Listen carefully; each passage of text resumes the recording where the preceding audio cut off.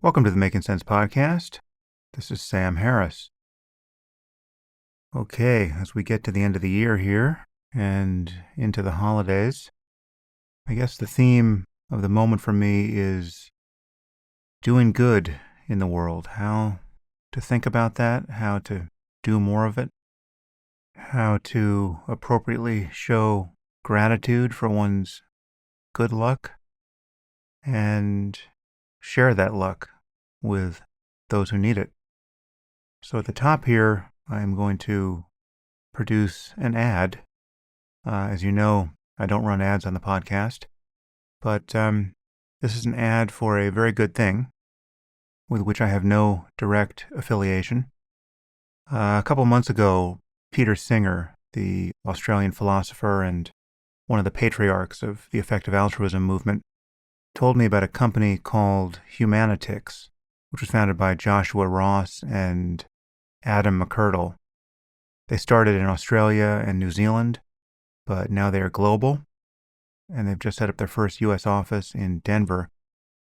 And this struck me as an extraordinarily cool idea. Humanitix is an event ticketing platform that donates 100% of its profits to children's charities. So they operate like a for-profit business in that they don't ask anyone for donations. They just sell tickets. It's like Eventbrite or Ticketmaster.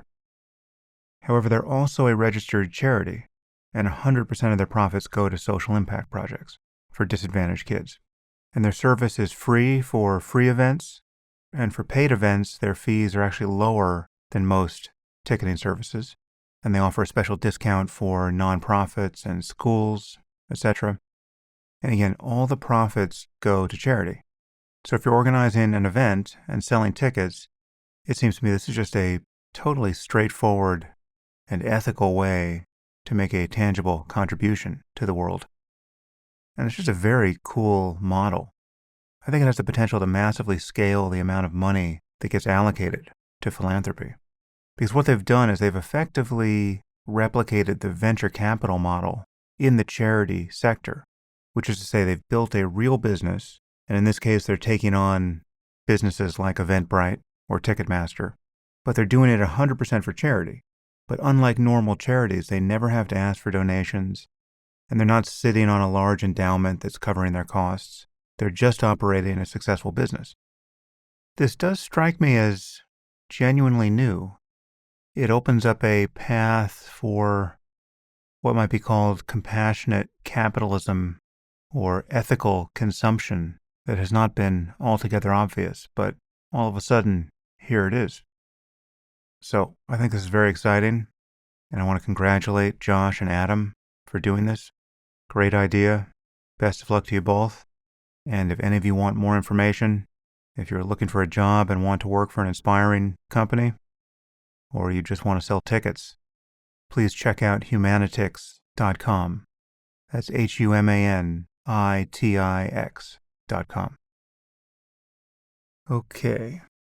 Well, continuing with that theme, I want to say something which I believe I've said before on the podcast, but it's an epiphany I keep having again and again. And it's about the generosity of the Making Sense audience. All of you guys and gals. I keep hearing from charities, which I've mentioned on the podcast, or perhaps I've interviewed someone involved. These are charities like the Plowshares Fund, which is working to reduce the threat of nuclear war. I mentioned them a couple of times, in particular when I spoke to William Perry about his book on the topic. Or the Good Food Institute, or the Bard Prison Initiative, or GiveWell.org, which recommends a wide range of effective charities. These and other organizations keep contacting me just to say how astoundingly generous my audience is. And I'm wondering if you can appreciate what an amazing feeling that is, to be on the receiving end of that kind of information. It seems that you all have given millions of dollars to various causes here. And it's just remarkable to see. So sincere thanks to all of you for that. This has become one of the amazing and unexpected pleasures of doing this job.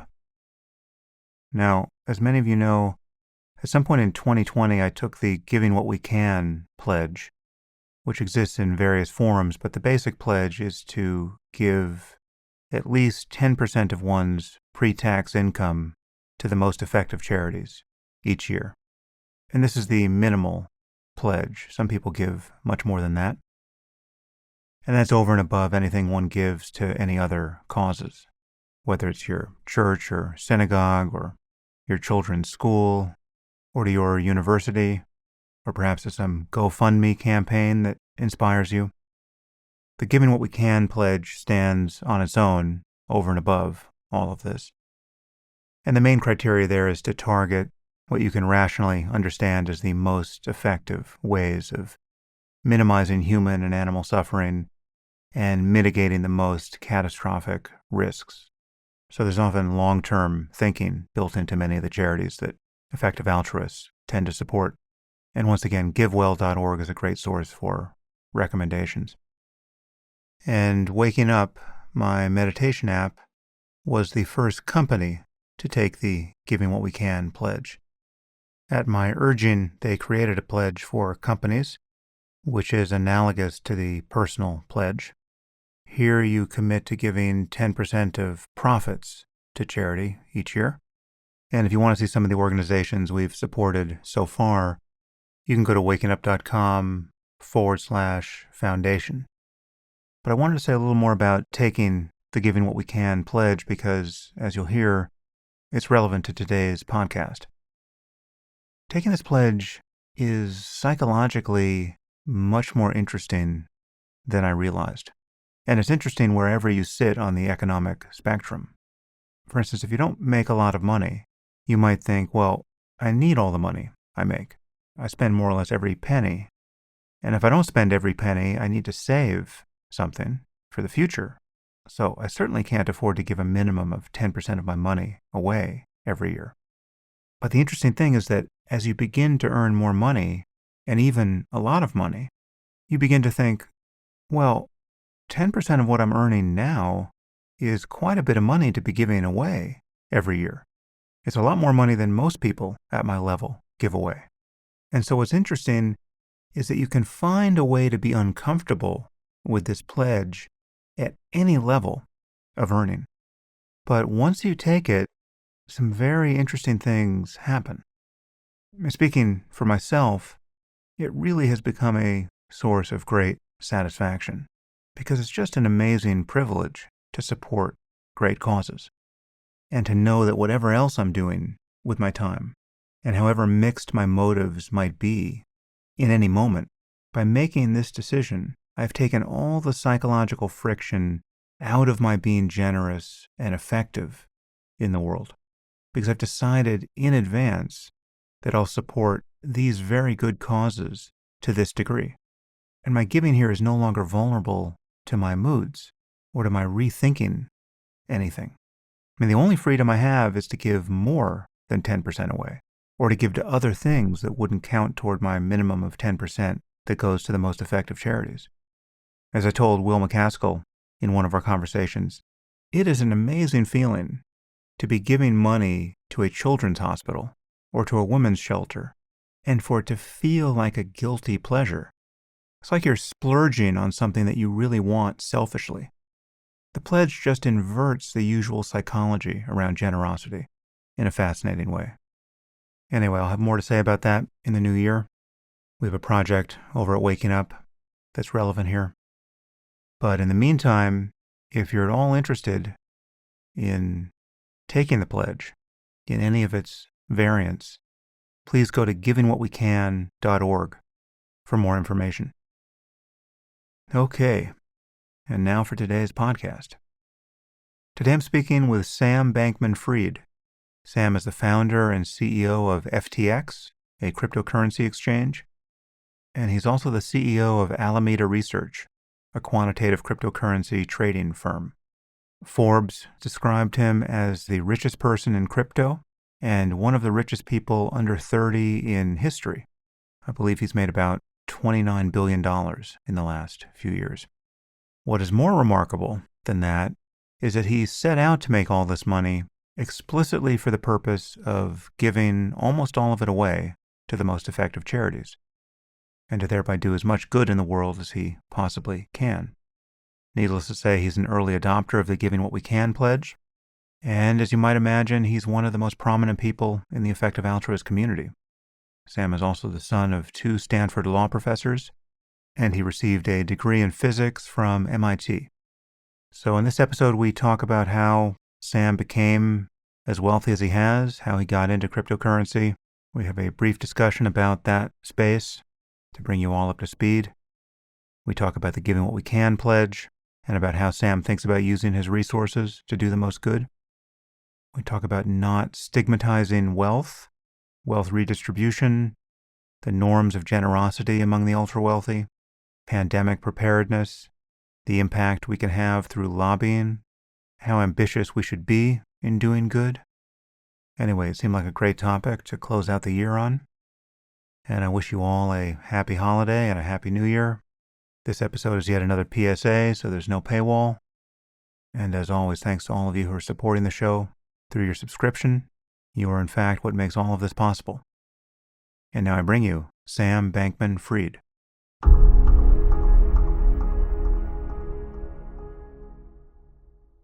I am here with Sam Bankman-Fried. Sam, thanks for joining me. Thanks for having me. So, there's a lot to talk about.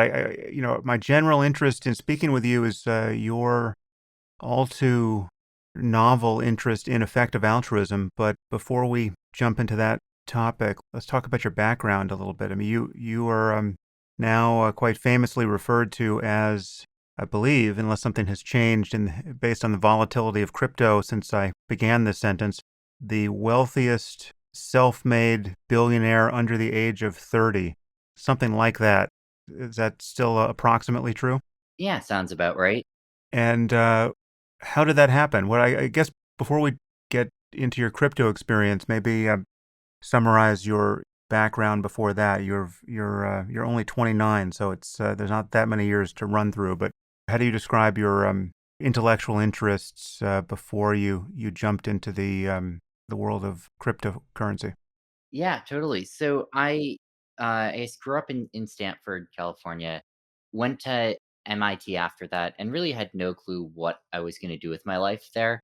I sort of like half-heartedly thought maybe I'd be a physics professor for kind of no good reason. Hmm. And quickly at MIT learned that I didn't really like research and I probably wasn't really built for it. And that was sort of like not going to happen. And around the same time started thinking for the first time about what I should do with my life. And I think that started out basically just coming from a utilitarian standpoint of, what would maximize ultimate well-being of the world.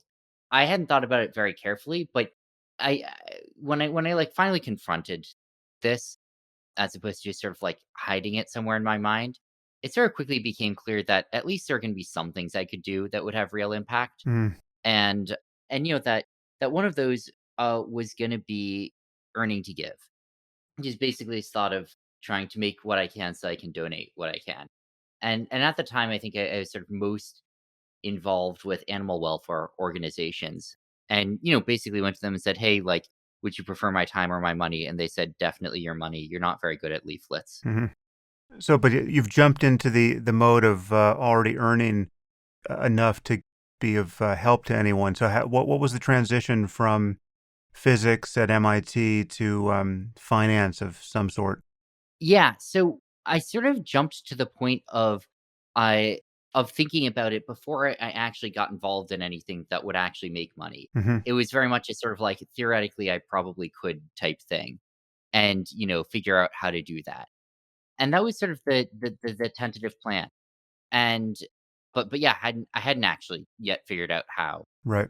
And around that time I met Will McCaskill and Ben Todd and a few others from sort of the National EA movement who were visiting Cambridge and talked to them about what I was going to do with my life. And they, very much thought that their earning to give plan made sense. They also said a bunch of things I hadn't thought about before around what causes I could ultimately give to, and also confirmed, as I'd sort of been thinking, that if I was going to earn to give, that like probably Wall Street was like a good place to look for that. Mm. So you met Will McCaskill. Did you meet Toby Ord as well? I had met him yet. I met him later, Hmm. but he was not in that particular excursion to the States. Right. So did Will give a talk at MIT? Is that where you met him? I think he gave a talk at Harvard, Hmm. but I had lunch with him beforehand in Harvard Square. Right. Yeah. Will's fantastic, and he really is my gateway drug to effective altruism as well. He's been on the podcast a bunch and on the Waking Up app, and Toby has subsequently. And it is fairly thrilling when the scales fall from your eyes and you realize that there's an opportunity to systematically do good in a way that is it's just like there's such a clear view of ethical daylight in this direction that interestingly becomes uncoupled from the usual things that drive altruism. Just the good feels of a very compelling story. It's not to say that the good feels aren't important. We want to be as rewarded as possible by the good things we do in life, but there's this other layer of rational acknowledgement that sometimes the most effective ways of benefiting the world are not necessarily the sexiest, or not necessarily the ones that are effortlessly most enthralling to people. And it's just to get a very clear-eyed view of all of that, and then to prioritize doing the most good is it's an amazing game to find out that, even exists, much less to get involved in. Yeah, I totally agree, and I think that, prior to college, I sort of had somewhere in the back of my mind, "Oh, maybe I could try and do something with my life that would have impact."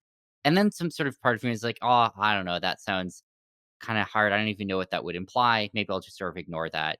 You know, who knows what that would mean. And I think, like, when I started thinking harder about it and then met Will and others and actually sort of dove into the effective altruism community, yeah, I think one of the first things that really stood out was like, all right, here's like a few concrete proposals, which aren't necessarily the single best thing to do, but are clearly incredibly compelling and are clearly like massively better than anything sort of like accidental or random that I would have done. Mm, And and that were sort of like a really convincing case of like, you know, if you think carefully about this and really do focus on your impact rather than, as you said, on sort of just the, that reverberation of the impact back onto you, hmm that you can really get massive, massive numbers. So I noticed we've pitched already into the topic of interest, effective altruism, skipping over the world of crypto. Let's go back for a second because I would be remiss in not extracting Yep. any insights you might have on that topic. Well, first, how did you get into crypto, and what is actually your contribution at this point to that space? Yeah. So I I went to Wall Street when I graduated college and worked as a quant trader at Jane Street Capital for 3.5 years. And I had a really, really good time there in a lot of ways. It was a great environment. It was a great fit for me as a job. And it seemed like a really compelling earning to give path. And, they were really good to me there. And I just kind of thought that's what my life was going to be. And I was pretty happy with that. And this is, in New York. And then late 2017 came around. And for the first time in 3 years, I sat down and forced myself to go through an exercise like what I had done in college, where I sort of drafted down ideas of what I could do, tried to estimate like how much impact could I have through each of them. And shortly after starting that, it became clear what the sort of conclusion of that was going to be, which was that I don't know what I should do with my life. That there are actually a lot of things that could have large impact that I wasn't sure which of those was going to be the best, and that the only way really to find out was going to be to try them. And it was sort of, either don't try anything and just optimize for this path, or leave and try a bunch of things. And that the second in expectation was probably gonna be the better one. So I left. This was, late 2017. And I did try a few things. I worked briefly for a Center for Effective Altruism. I also started looking at crypto. And the sort of original thesis with crypto was a pretty clear one, which was it seems like there might be good arbitrages here. Maybe that's true, maybe that's not true. If that's true, these numbers might be huge. Let's check that out. And so I basically just dove in and I created some accounts on some exchanges and like tried to do one example transaction to see like, will this even work? And so what are in fact were you arbitraging at that point? So at that point, I mean, it was all over the place, but the clearest one was literally just Bitcoins against dollars. Like you look at Bitcoins on one US crypto exchange against Bitcoins on another US crypto exchange. And they'd be trading for $10,000 on Coinbase and $11,000 on Bitstamp.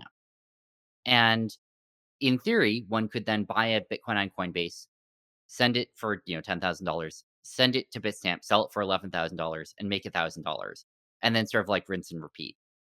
And, whenever you see something like that, you should wonder, like, is this data real or is it garbage? Mm, And in particular, the numbers were hilariously big. On like in real trading on Wall Street, if you can make 2% of a percent on a trade, so 2 basis points, mm, that's a good trade. Most firms would be like, yeah, do that trade. If you can do more of that trade, do more of that trade. That's pretty good. Well done. You know, like, not unheard of, but just, like, a really solid trade. And here, we were seeing things like 2%, so 100 times as big, mm, and that's almost always fake when you see it. But it was 100 times as big, and the volume wasn't trivial. It was trading a few $1 billion a day globally. And so, in theory, you can sort of do this naive calculation of, like, well, let's say you made 1% on every trade, and let's say you did 1% of volume, and so that means, $10 million of volume and a percent on that is $100,000 per day of revenue. And so, 35 million a year or whatever. And that's a pretty substantial number. And obviously that was like just some complete bullshit calculation that I did with no idea what a Bitcoin even was. No idea if any of these numbers are real. But it was enough to convince me that, like, maybe there's something good to do here and that is worth trying out. And so I just sort of created accounts on all the exchanges and started trying to, like, go send in the money, buy the cheaper Bitcoins, sell them in other places, and see if I could make money doing that. Did that turn out to be real? I mean, what explains that inefficiency of pricing? Yeah, so half of it turned out to be fake. About half the cases, it turned out the data that was reported was just misleading in one way or another. A classic example of this is that they would call it a quote Bitcoin USD market. But the USD there would not really be US dollars. It would be like dollars on some sketchy third-party payment site running through Russia that cost 25% Mm. to get money in and out of, and you could only get to a Brazilian bank account. So, okay, that was not a real trade. Mm. But We got to get half you. of We got the to get you earning to give first. This is your path is blocked by a labyrinth of sketchy tax schemes. exactly. Yeah. And then you look at like, okay, how about the legitimate data? And it was sort of like a scaled down version of the same issues where, all right, the Bitstamp Coinbase ARBs were sometimes real, but what would happen when you tried to do them? First of all, you'd pay 0.5% in fees, Right. all things considered. Second of all, you have to start by getting dollars from your bank account to Coinbase, right? And you send that wire transfer, and then you get a notice from your bank that they'd shut down your account because they didn't have a compliance policy yet for crypto. And now you no longer have a bank account. And then I guess if you wanna do the trade a second time, you need a new bank account. Mm. And then you get the funds on Coinbase and you buy Bitcoin and they tell you can withdraw $100 per day. And so you're sitting there and be like, well, I guess I can make $1 per day doing this trade, 1% on the $100. And you like reach out to them and be like, hey, can I have higher withdrawal limits? And you get like an automated message back saying, sorry, the queue for getting support from us is 3 months Mm. long right now. And you just start running into all these logistical issues that sort of were reflections of the fact that the ecosystem was incredibly new and incredibly unwieldy and not very like well developed. The infrastructure was all broken. And it wasn't impossible to do these trades. It was just like really hard and annoying. I'm guessing you now probably have Brian Armstrong's cell phone number. Yeah, I do, and that was, going through that sort of like step by step process of like getting an account manager at these exchanges, finding a bank that was comfortable with the cryptocurrency ecosystem and willing to allow us to send transfers to and from crypto exchanges. Things like that, getting automated trading systems hooked up to these exchanges, some of which didn't even have APIs. And then eventually looking overseas and saying, well, here's a big arbitrage between American and Japanese exchanges. How how do we do that? I guess we have to replicate this entire setup in Japan with a Japanese bank. Mm. And that was like the hardest part back in 2017, 2018 of actually doing these trades. So then, when did you graduate to building your own exchange? Yeah, so after about a year of this, it's, there are clearly still good trades to do in crypto, but just as clearly, like, the ecosystem was a mess. And and the ecosystem in crypto really means the exchanges. In a way it doesn't in traditional finance. Like if I asked you like what are the 5 most important finance companies, you probably wouldn't just start listing off like New York Stock Exchange, Nasdaq, CME, ICE, SIBO. Like maybe one of those would make the list, probably not, you know? I'm guessing you'd name like I don't know, like Goldman or JP Morgan or Mm. something or Robinhood maybe. Crypto is different, and the reason crypto is different is that the entire financial stack is collapsed into one product, and that product is the exchange. And so when you go to buy a stock, you're going through 12 companies. You're going from Robinhood to some payment for order flow firm. There's some stock clearing, there's some dollar clearing system in there, some stock loan desk. You go to an dark pool, another, PFOF firm, eventually end up at an exchange, and then the whole other side of that, on the selling side. In crypto, the only people involved in the average transaction are the buyer, the seller, and the exchange. And all of those functions from clearing, settlement, risk, compliance, know your customer, mobile app, API, matching engine, all of that is collapsed into the exchange. And so they really are the backbone of of the trading ecosystem in crypto. And so if you wanted to address the infrastructure, that's where you went. And boy, did the infrastructure need addressing.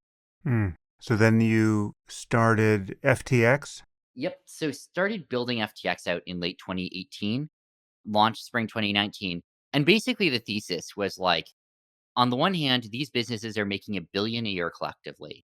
They seem like fairly understandable businesses. Like we understand their core function pretty well and could build that. They're online products, which are easier to launch, and they're just shit shows all over the place. Like they're losing $1 million per day of customer funds to incompetent risk controls. Their customer support departments were nearly non-existent. Many of them basically didn't have compliance departments. Many of them didn't have banking. And it just seemed like, boy, if this is the barrier, like we can do better than that. Like that we can build a better product than. On the other hand, I had no idea how to get a customer. And that was sort of our biggest worry about this was like, sure, maybe we build a good product and just no one ever knows about it. No one ever uses it. And I didn't even know where to start with getting users. But even if we said there's an 80% chance of failure from that, like 20% of that upside was still a lot and enough to convince us to go for it. Mm. I'm tempted to take a slight detour in describing somewhat what is, I mean, I gotta think most of our audience at this point understands what Bitcoin is. I'm happy to give like a 1 minute version of it or Yeah, something. let's do it. I mean, there are many people listening to us who have listened to me and Balaji for 4 hours, so they've gotten an eyeful or an earful. But certainly from a crypto maximalist. But give us your how you describe to someone's grandmother or grandfather what crypto is. Yeah, and when I got involved, by the way, in crypto, I had no idea what it is, other than like a number that went up and down Mm. that you could trade. But the core of crypto is basically like, you want some system where you can like send, money back and forth, send assets back and forth, send information back and forth between each other. And that means you all need to agree on the protocol for it, and you need to agree on like who decides, ultimately which transactions happened, who records that. And with Gmail, the answer is Google does. Everyone tells Google they want to send an email, and then Google, records that and sends it along. And with the New York Stock Exchange, the answer is well, the New York Stock Exchange. You send your orders to it, and then it spits out what happened. It sort of is like the controller of this database. With cryptocurrencies, generally the way it works is there's some decentralized group of parties that together are effectively voting on what happens step by step, and anyone in the world can submit transactions to them. So I could submit a transaction saying, "I'm gonna send, you know, $30 to my brother Gabe," or, a third of Bitcoin or whatever, and I'll submit, basically a proof that I have the password to this account, and then you have this sort of global group of validators. Sometimes it's miners, sometimes it's staking validators, depending on the blockchain, that sort of get together, vote that yes, this is a legitimate transaction. The necessary information was submitted, and record that, and that's a block. And then they iterate on that, adding block after block after block, which sort of adds a new set of transactions onto this like growing ledger of the whole history of the blockchain. And the goal in the end is to create, a system of payments and sending information and money back and forth that doesn't rely on one central party or government to ultimately be like, this source of truth on what's happened. Right. Right. So there's no trusted third party. It's distributed across thousands of computers, and because it's distributed, it's transparent to everyone. And Yep. there's a consensus algorithm that ensures that no one can cheat, or it becomes so expensive to cheat that it's effectively impossible to cheat. Yep. So there's this whole space is it has a Wild West component to it, and it is, as I said, incredibly volatile, and the upside is extraordinarily high, as you've demonstrated. But we have not seen. I guess there have been micro busts in crypto. I'm sure people got in at the peak and then lost a lot at various moments, but it's generally been a very quickly rising upward trend. So more or less everyone, if they got in early and are still in, feels like a genius. How does this go wrong? What's the probability of this going wrong in your view? And if it does, what would account for that? I mean, you can also bring in, I guess, I'm sure regulatory concerns are top of mind. I know you recently testified in Yep. front of Congress, so you can bring in that part of the picture as well. Totally. So, you know, I think that it's a volatile asset and it might go down. And it might go down a lot. We've seen it have 50% movements in both directions in a few day period before a number of times. And I definitely wouldn't want to promise that that won't happen. I think that like each year the odds have gone down substantially that it's gonna go away. If you rewind to March 2020, I think there's a real risk of that. Bitcoin dropped down to $3,500 per token, less than 10% of what it is today. And there was just very little liquidity in it. There was no buyer of last resort that was obviously coming out there. The whole space was sort of teetering on the edge, and COVID had just hit. The world was a mess. Fast forward to today, the amount of institutional capital getting involved in crypto is massively higher. The number of important financial institutions that are purchasing themselves or on behalf of their customers is massively higher. And all of that just means that there's just a lot more there's a lot more, I think, sort of, power behind what's going on in the space, and a lot more people who, if things did drop enough, would be willing to jump in and backstop on the liquidity side. So I think that that risk has gone down substantially, and a number of institutions have basically decided that they are going to get involved one way or another. On the regulatory side, which I do think is one of the bigger risks, I think that risk has also gotten a little bit less big, maybe substantially less big over the last year or two. It's at this point, crypto is too big for people to just go out and ban it in mass. I don't think that you're going to see, major governments, at least not many of them, hard ban crypto. Which is You are going essentially, to see didn't China, I mean, China banned crypto mining, correct? China banned crypto mining. It's a little bit complicated exactly what it has and hasn't banned.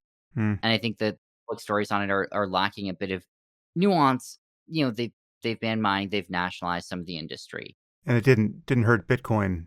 Not that much, it hurt it a bit, but I mean, if anything, I think that there's some advantage in, the sort of forced decentralization geographically of it. Hmm. But, I think it's also the case that, like, I think it's basically also the case that if you look at, I mean, Chinese government has intervened in a number of sectors domestically over the last year. This is one of them. Almost no other world governments have been trying to ban crypto recently, although many of them are trying to regulate it. And so I think what you're going to see instead is, a messy step-by-step process, jurisdiction by jurisdiction, as countries try and decide what their regulatory framework should be for crypto. And I think that's going to be messy.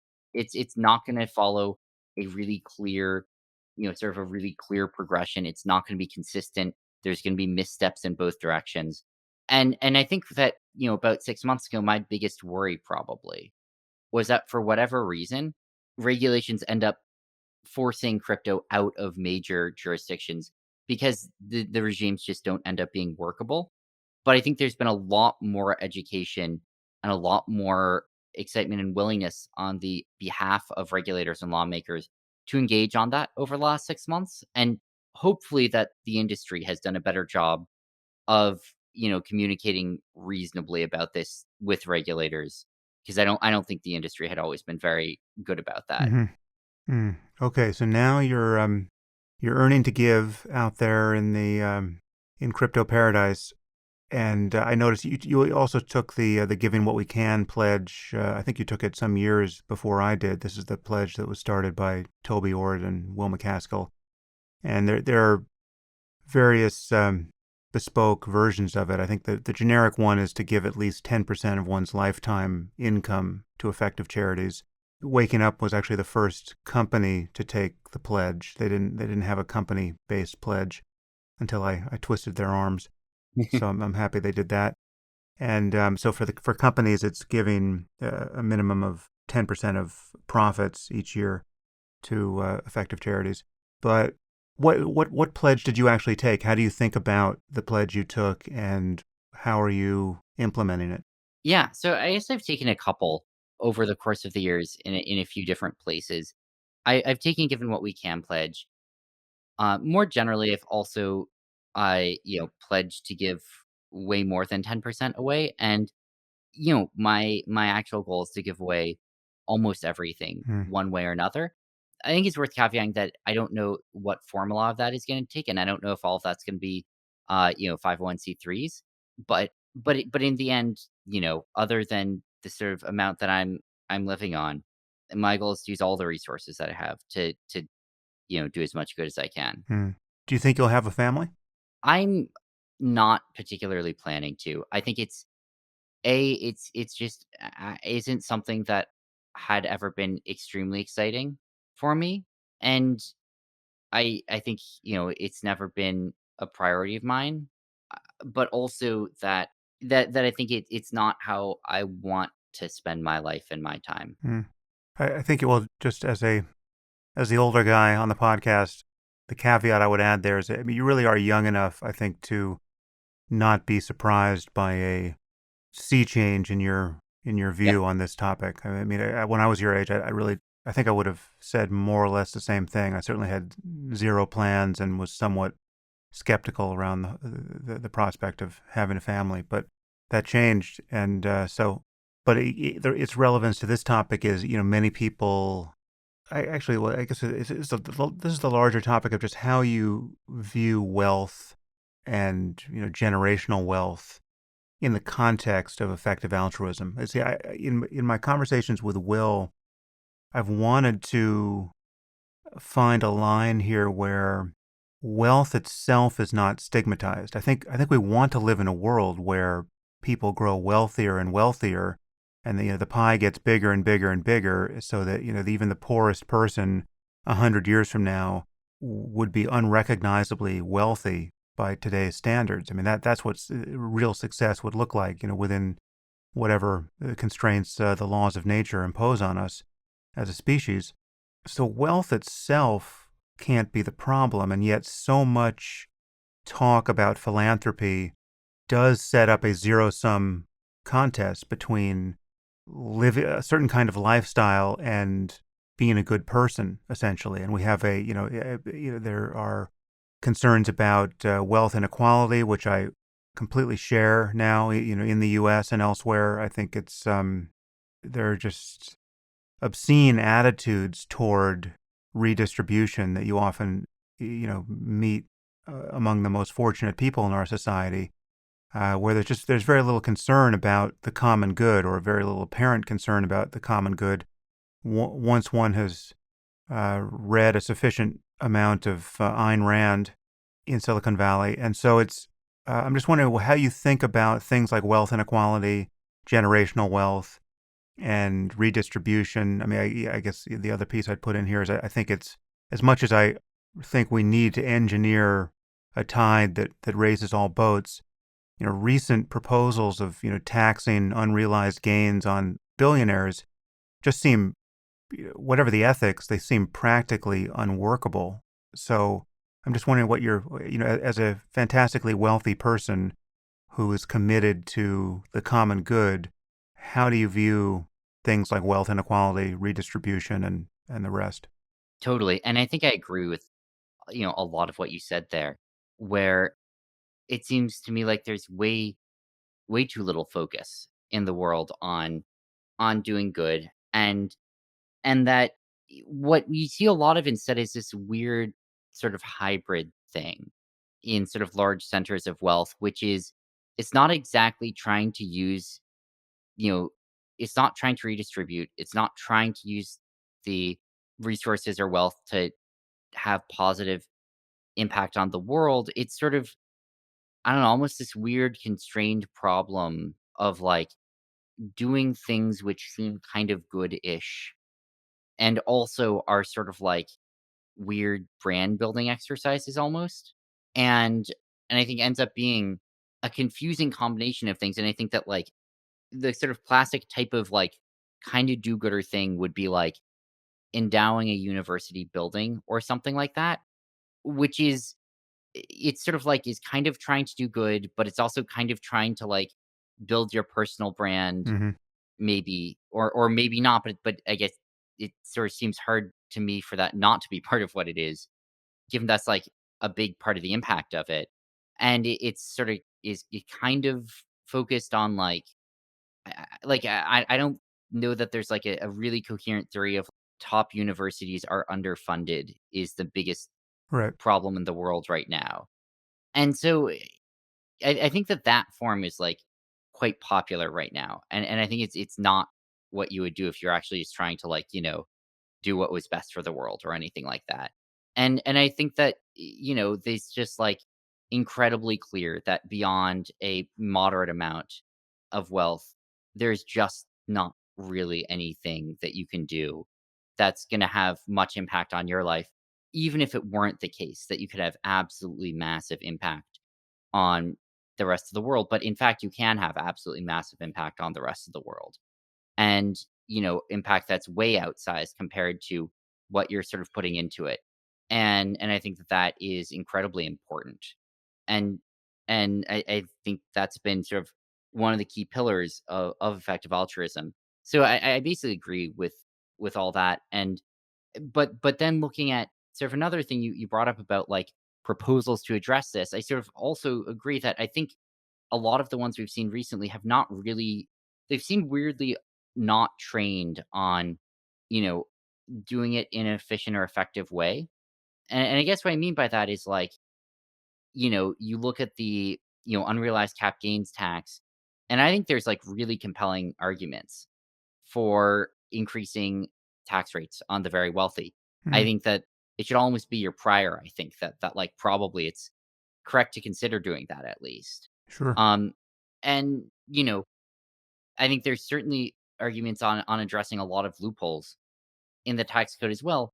I think like that particular approach is probably not the right approach because anything is probably what you're getting at, but like it's a total mess from an operational perspective where you end up taxing people for more money than they actually have and, assessing a tax that they literally can't pay. Mm-hmm. And there's sort of a question of like what next? Like what does that mean? And and so I think that sort of is like probably not the right instantiation of it and probably came, in some senses more from a direction of like decreasing wealth for the wealthy rather than thinking about how to have like positive impact for others. I think it's almost how sometimes society treats these things is they end up sort of optimizing for the wrong piece of it. Well, yeah, but because there's this moralistic layer to it, which is demonizing extreme, understandably extreme disparities in wealth Yep. in a world where there's obvious suffering that could be addressed by money. But in stigmatizing those disparities, just the shocking inequalities in the world, we wind up stigmatizing wealth itself. And so you have people like Elizabeth Warren and Bernie Sanders who they don't even attempt to conceal it. What they are communicating is contempt for people of sufficient wealth. I mean, I think they've even said it outright that there's no way to become a billionaire legitimately, right? I mean, it's like if the system were as it should be, it would be impossible to be that wealthy. And so there's moral opprobrium attached to having succeeded to the degree that you and something like I guess 3,000 others on Earth at the moment have. I think there's something like 3,000 billionaires, and that part seems completely wrong because it's just I mean one, we have to just on a first principles basis we just have to acknowledge that there's going to be some degree of inequality, and our real interest is in canceling the most painful extremes at the bottom, right? We don't want to cancel the top. We want to raise the bottom so that Yep. the poorest among us still have all that normal people, actually need to live lives of real integrity and well-being. And that seems possible, right? And that's the thing we should engineer without, and we certainly shouldn't want to create any incentives that make it harder to generate wealth in the first place. I totally agree. So yeah, so how, I mean, you view this terrain from an unusually high perch here. What would you recommend our policies be here? I mean, just given that it's possible to incentivize the wrong things and disincentivize the right things, and that there's a lot of confusion about just what and just basic uncertainty about what the outcomes would be if we rig the system very differently. If you could tinker with it, what would you recommend that we do? Yeah, totally. And I'm not an expert, I think, on tax policy, and all of these are just sort of guesses at it. But in the end, I think that sort of in line with what you said, like I would put on the focus on the good that we're trying to accomplish or on the problems we're trying to stamp out. And so focus on like, those that are in extreme poverty, like what can we do to get them out of poverty? And, the actual amounts that it would take sometimes to do this, they're significant, but I think they're not as gigantic as some people would sometimes think they would be. I think that given the amount of resources that we have as a society, we should have plenty if we're good at targeting what we need to do in the ways that, places like Give Directly against malaria and, others have done at addressing that. I think looking at, the suffering of factory farmed animals, it's not a good place right now. And looking at, I mean, obviously pandemic preparedness, whatever. There's sort of a lot of areas where we clearly need to make progress as a society. But I would refocus the conversation on those and on what we can do to address those. And I think, a concerted effort could get a lot of progress on them. What about norms around philanthropy among the very wealthy? I mean, the truth is, when you're talking about the wealthiest people, the one tenth of 1%, the kinds of donations that get newspaper articles written about them really are, so someone writing a check for $50 million to a hospital, say, right? I mean, that is an astounding act of generosity when you measure it against most people's wealth. But when somebody has $100 billion, it is really a rounding error. They couldn't even Yep. estimate their wealth within $50 million on any given day, and they don't have to be in cryptocurrency for it to be that obscure. I think we would be in a different situation with respect to the reality of human suffering and animal suffering, and the perception of wealth if more people in your situation and beyond had your attitude toward the amount of wealth they were giving away or planning to give away. And it wasn't just about getting your name on a university building for a comparatively tiny amount of money, as expensive as a building on the Johns Hopkins or Harvard or MIT campus might be. It's still, when you're talking about how much wealth people privately hold, these are in fact crumbs, albeit self-aggrandizing crumbs in many cases. So what about spreading this meme to the ultra wealthy that virtually no one is doing enough, and to have it be, guilt is probably not the best motivator here, but at a certain point, I think we would reach a tipping point where it would just be, it's the only thing that will seem decent to do in the end, is to be much more generous than people are tending to be. Yeah, I totally agree. And I think that, like, first of all, there's just absolutely massive amounts that could be done by this. And as you said, like, the meme has been successfully spread among sort of ultra wealthy that, the sort of like, the right thing to do is to give. But as you said, I think on the amount to give, it's like pretty arbitrary right now. It's sort of like, Mm, I don't know, like a significant amount, right? But what is a significant amount? In a lot of cases, a significant amount might be a pretty small fraction of what someone actually has.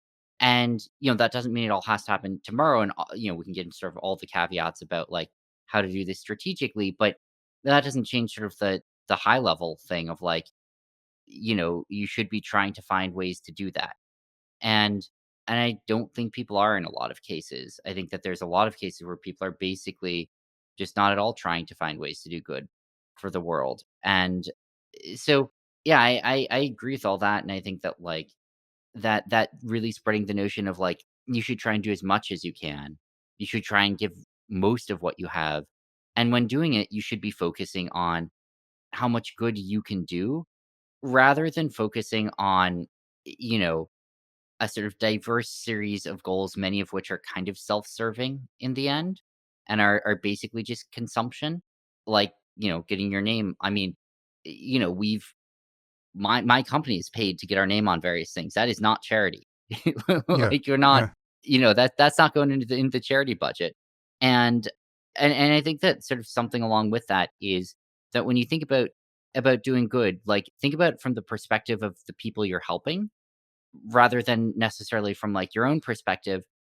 And I mean from that perspective, like, they're not in it for your warm fuzzies, right? Like Mm, from their perspective, like it's not relevant to them who's giving. It's not relevant to them what like the relevant part for the actual impact you're having is the actual impact you can have and on how many people's lives you're having that impact. And I think that, from that perspective, right, you might get all the warm fuzzies that you need from $50 million of donations, mm. but that's not the relevant thing. The relevant thing was helping people, and there's a lot more help to give than that. Yeah, this is interesting. It's interesting to navigate this space of ethical norms and pseudo-ethical norms and questions of pragmatism. So this is something I spoke about with Will at one point. It used to be thought, it is still widely thought, that the highest form of giving is anonymous giving, because there you can be absolutely sure that your, ulterior concerns about your own reputation are not in play. You're not just, this is not virtue signaling, it's not vanity, it's not getting your name on the building. You're just prioritizing the good you can do with the money. But I've come to believe, and Will, at least for the purposes of this conversation, agrees that at least in certain cases, anonymity is not practically and ultimately ethically speaking, is not the highest ideal, because there's so much good to be done by persuading people to follow this example.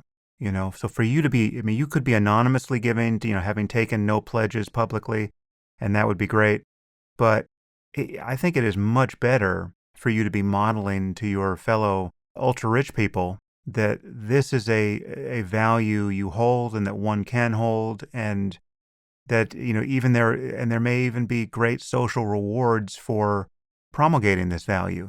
People, because it's what we want to do is to spread this attitude as far as we can. And I can just say, personally, whenever I talk about these things on the podcast, and especially whenever I mention any specific charity, what happens is my audience reliably supports that charity, and to a degree that is fairly astounding. And that's a wonderful thing, to inspire that kind of generosity in thousands of people. And none of that good gets done if you just hide your light under a bushel and do it anonymously, content that you have not been contaminated by the sin of your own vanity. Yeah, I agree. And it could be a complicated balance because obviously you want to do that. You want to be able to spread that meme around. And I think that's one of the most, in the end, that's for most people, that's the biggest impact that they can have. You also want to obviously make sure while doing it that, you don't sort of lose focus on what mattered in the first place, and that the publicity doesn't become the goal in and of itself, except to the extent that that goal is for spreading the meme and encouraging others rather than sort of self-satisfaction. But I think that contingent on being comfortable that you can weather that, and stay committed. Yeah, I agree that, probably the biggest thing that you can do is to, help others get to that point where they're optimizing for what impact they can have on the world. Mm. So, what is your approach to giving at this point? What are you doing currently, and what do you plan to do? And is it just personal, or does FTX give a certain amount of profit away? I mean, how do you approach this? Yeah, so I guess I'll start with the last part, which is the easiest, which is that, the bulk of it is personal. FTX is also giving some. FTX is giving 1% of what it makes, but those aren't the big numbers here. Like, that's not where I expect most of this impact to come from. I expect most of it to come from what I personally give. And, in terms of what it looks like, in the end, and I think this is something I think is really, really important, is that in the end, there is no metric other than what, has the most positive impact on the world. And, if it starts to look like something that I hadn't previously thought was important is the most important thing, I think it's important to recognize that and pivot to that and to keep iterating and not to get sort of stuck in the mindset of one particular path, but kind of putting aside, you know, long-term hedge words and focusing on like, okay, but sure, how about like today? Mm. I think that the things that I've been looking at the most, there's some amount of giving that I do to a variety of places for a sort of set of reasons that maybe I don't think are ultimately the most important for the bulk of the money, but that I think is quite valuable to do with some of it. And I think that like, well, examples of things there are, basically like, you know, making sure that I'm giving at least some periodically, no matter what, even if I can't find something that seems like the best place to give to me, to make sure that I'm in the habit of it, making sure that I am supporting causes that I think are good and that I want it to be known I'm supporting and that I want, you know, there to be more supporters of. And so I'm doing sort of some of that.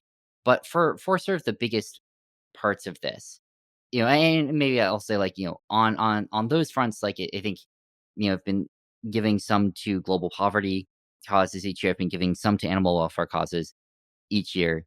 I've been giving some to effective altruism, community building charities like Center for Effective Altruism Hmm. each year. I think the things though that like I've ended up giving the most to recently and thought were the most interesting probably fall in a few buckets. One of which is pandemic preparedness stuff. Yeah. And Yeah. it sort of falls in I think this really dangerous middle category right now where it's, decently likely to pandemics have the potential to be massively more deadly than something like global warming is. But on the other hand, they're actually kind of shovel ready in the bad sense. And I think that's something that we've learned over the last few years is Yeah. that global pandemics can happen. This isn't like a theoretical concern. And I think it's also become super clear that we have no ability as a society to react to them. That we have Yeah. no idea what we're doing. And, we're flying blind here. And that's not great. I think, like, almost no countries would I give more than, like, a B minus to over the last 2 years for handling COVID, and we got lucky with COVID. Yeah. We got lucky because it's nasty, but it's not deadly in the way SARS is, right? Like, this isn't something that has, like, a 30% mortality rate, Yeah, no, and this was a dress rehearsal that we clearly failed in our defense in large part because, or at least this is a possible alibi. We were in the uncanny valley with respect to the lethality of the virus. It just was not lethal enough to get our attention or get everyone's attention. And so now we have debates about whether COVID is even, worse than the flu or whether you should get vaccinated for it. I mean, the one success here is that we did develop the vaccines very quickly, but we can't even get half of our society to agree that they should be vaccinated in the first place. One could imagine that's because this isn't MERS or SARS or something that's far more lethal. One can only hope that if there were bodies being piled in the streets, an order of magnitude worse lethality, you wouldn't have the same conspiracy thinking and sheer lunacy that is causing us to fail this test of cooperation and coordination. I would hope so. I wish I felt more confident in that than I Yeah, do. I'm with you. I'm in my darker moments. I'm entirely with you. I think a maniac like Alex Jones and anyone who would listen to him is capable of being just as crazy in the presence of the bubonic plague. I think that's mostly right, and I think some of it is, as you said, like, we don't have a good understanding of society as something, and we're really bad at sort of addressing middles, like, at saying Mm, this is, like, clearly more deadly than the flu and clearly less deadly than SARS. Like, that's just not it's not in our lexicon. Our lexicon is like, "It's fine," or "It's terrible," mm, you know? And I think similarly, like, we're really bad at strategically addressing things and saying, like, this intervention seems to have like 80% reduction for like not that much cost. This intervention seems to have 25% reduction at enormous cost. Like, it is absolutely worth it to do number one and probably not to do number two. And like, instead, you just like, I find myself in like a shockingly few set of people who like, thinks that like vaccines are great for this, but that, like, it's not clear we should be shutting down society forever for it. right. So yeah, we don't know what we're doing, and if you look at sort of the takeaways that society has had from this, I almost wanna say the biggest thing that I noticed is that there isn't a clear takeaway. What's what moral have has society taken from COVID? It's a very confused lesson. I mean, the lesson that many of us have drawn is what you just stated, that we are painfully unprepared for the real thing because we have botched this so fully. Again, modulo the vaccine The vaccine production, development, which which and was some impressive. parts of that I think are a good story where we now have the ability in 24 hours to make an mRNA vaccine, which is absolutely fucking amazing. Yeah. And it's a superpower. On the other hand, it still took a year from COVID appearing to people getting vaccinated.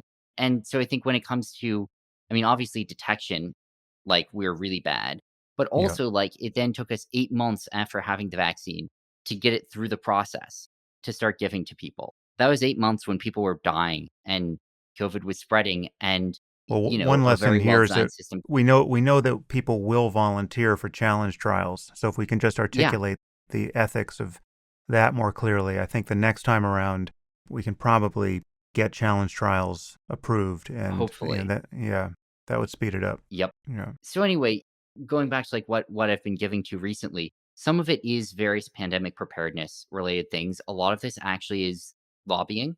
A lot Hmm. of this is information for lawmakers and trying to get, the government to take seriously its role in preparing for pandemics. And I think you can have extreme leverage doing that if you look at, just sort of the ratio of what it costs to, versus how much impact you could potentially have there. I think it's super compelling. Now, that doesn't mean it's necessarily going to get there, right? Like you could absolutely imagine a world where all that is for naught. And I don't want to say that that's definitely not happening, but that's I think one of the things I've been doing that I actually feel sort of weirdly best about, Hmm. and that I think's been super high leverage. And then on the side, I've also been having a lot of conversations with people about what infrastructure do we need to be developing as a world to be better prepared for the next pandemic, and what we can do to fund some of that infrastructure. Whether it's, I mean, there's sort of, one idea which I've seen thrown around a few times, and I think is like fairly compelling is, what if we just went out and funded a giant vaccine stockpile, right? And sort of variants on that. So that's one direction that I've been going with, and that I think is just like really high upside if it can be pulled off well. I think these are threats that could be potentially, existential, and if not existential, at least like really fucking bad. Mm. And then, I've been doing more generally a bunch of policy work in DC, and, electoral work there. And I think there's also just some numbers there that don't quite, that are sort of shockingly out of line with what you might predict. If you just look at like how much is spent on elections, how much is spent on lobbying. It's sort of a big amount, but it's actually a really small amount compared to the scope of, the impact that the government can have and that it has had on, among other things, just like global discourse. Well, that was always amazing to me. I mean, they've lost their influence, I think, a little bit of late, but just to look at how little an organization like the NRA needed to spend every year Yeah. to completely dominate our politics, right? To become an unmovable object in the middle of American politics for as long as I've been alive.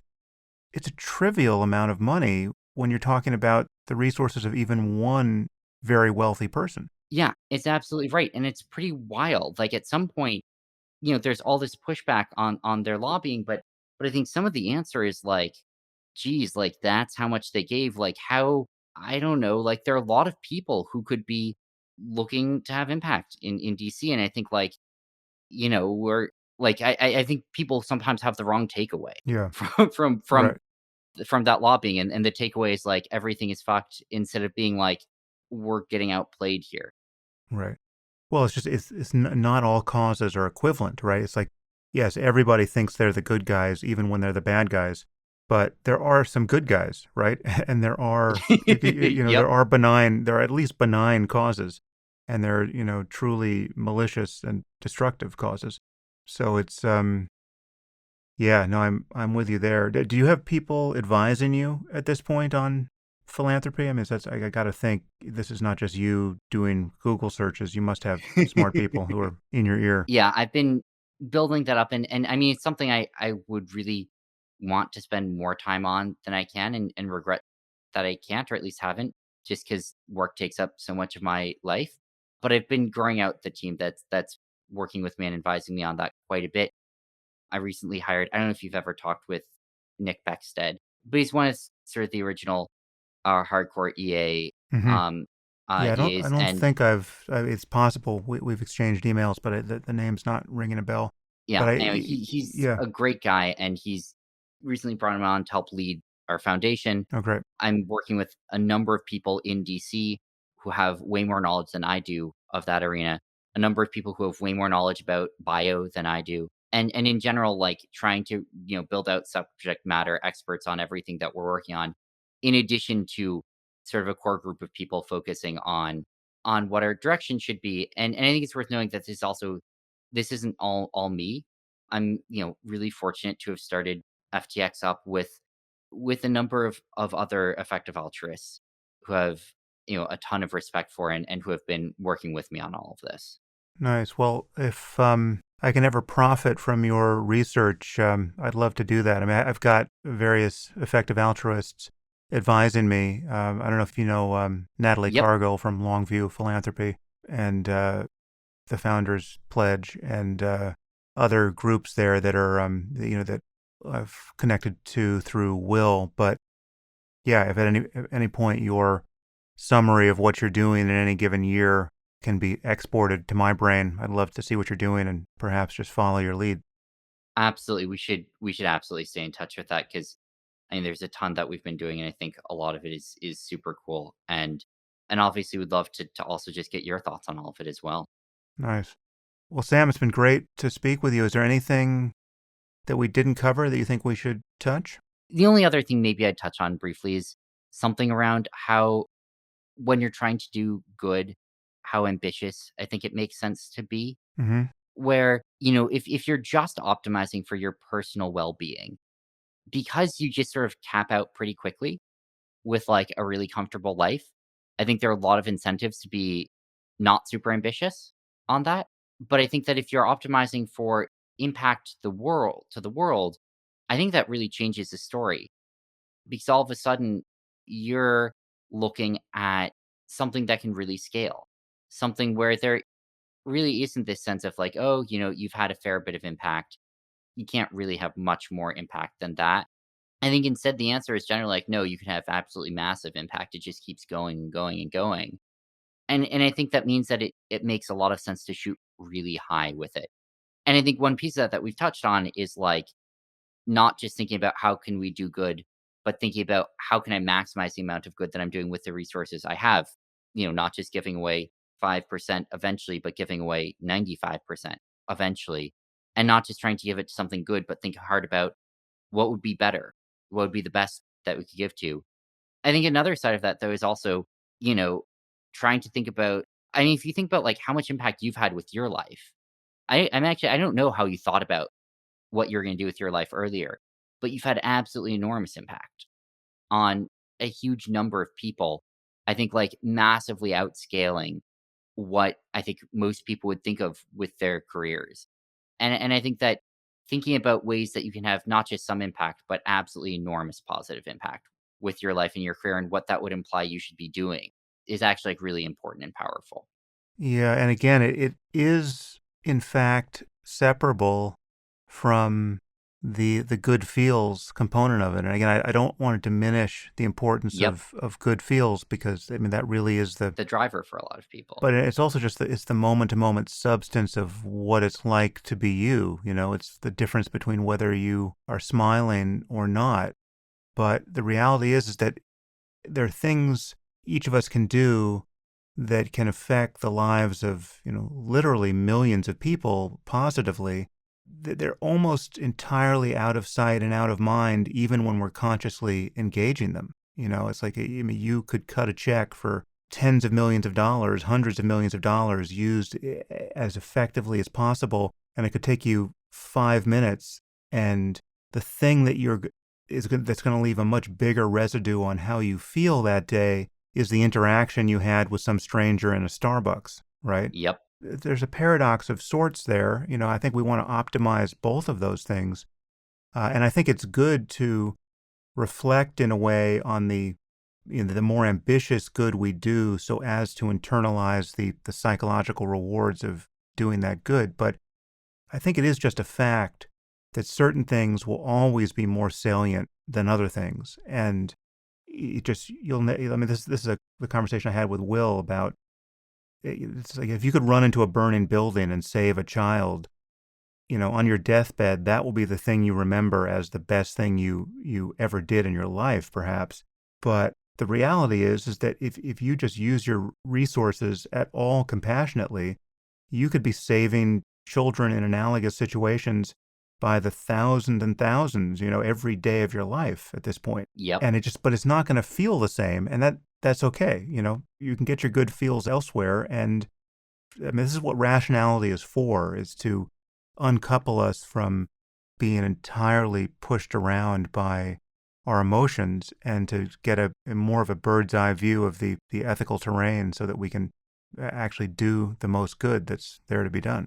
Completely agree. And I think, as you said, it doesn't mean denying the existence of the feelings that you have, but acknowledging that while it's really important not to lose sight of that and not to forget that the goal in the end is to make people feel better and not to lose track of what that feels like, that when you start to scale things, that's not the thing that scales. The thing that Mm. scales is the more direct impact that you have on other people's lives.